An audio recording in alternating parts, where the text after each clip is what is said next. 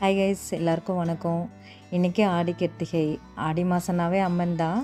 ஆனால் ஆடியில் வர கிருத்திகைக்கு மட்டும் நம்ம முருகனுக்கு ஸ்பெஷலான நாள். இந்த ஆடி கிருத்திகையில் முருகனுக்கு நன்றி செலுத்தும் விதமாகவும் அவரோட அருளை பெறறதுக்கும் நம்ம வீட்டிலே ஒரு சிம்பிளாக பூஜை பண்ணோம்.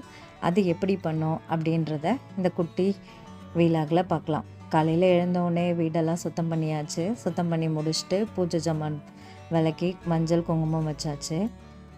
இப்போ பூஜை அறை ரெடி பண்ணி முடித்த உடனே சமையலுக்கான பொருள் எடுத்தாச்சு.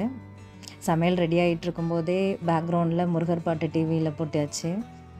இப்போது என்ன இன்றைக்கி படைக்க பிளான் பண்ணியிருந்தோம் அப்படின்னா வெஜிடபிள் பிரிஞ்சு, தக்காளி சாதம், வடை, பாயாசம் இதெல்லாம் ரெடி பண்ணியாச்சு. ரெடி பண்ணி முடித்த உடனே முருகரை பூஜை அறையில் பூ மாலைலாம் போட்டு உட்கார வச்சாச்சு. அதுக்கப்புறம் வேல்மாறல் நான் தினமும் படிக்கிறேன். இப்போ ஒரு 48 டேஸ் படிக்கிறேன். ஸோ நான் வேல்மாறல் படிச்சுட்டு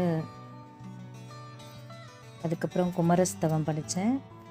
கந்தர் அலங்காரம், கந்தர் அனுபூதியில் 2 பாடல் பாடிட்டு திருப்புகழோடு முடிச்சுக்கிட்டேன். உங்களுக்கு உங்களால் என்ன முடியுமோ அந்த பாடல்களை பாடிட்டு, இல்லை முடியலன்னா கொஞ்சம் மலர் எடுத்துக்கிட்டு ஓம் சரவணபவா 6 டைம்ஸ் சொல்லிவிட்டு கும்பிட்டுக்கலாம். அதை முடித்த அப்புறம் நெய்வேத்தியம் எல்லாத்தையும் எடுத்துகிட்டு வந்தாச்சு. வச்சு சாமிக்கு படைச்சிட்டு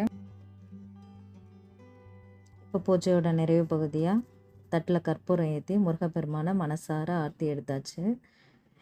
இந்த ஆடி கிருத்திகை நாளில் நம்ம வீட்டில் எழுந்தருளில் இருக்கிற முருகப்பெருமான் உங்கள் வாழ்க்கையில் இருக்கிற எல்லா தடையும் நீக்கி சகல ஐஸ்வர்யத்தையும் ஆரோக்கியத்தையும் தருவார்.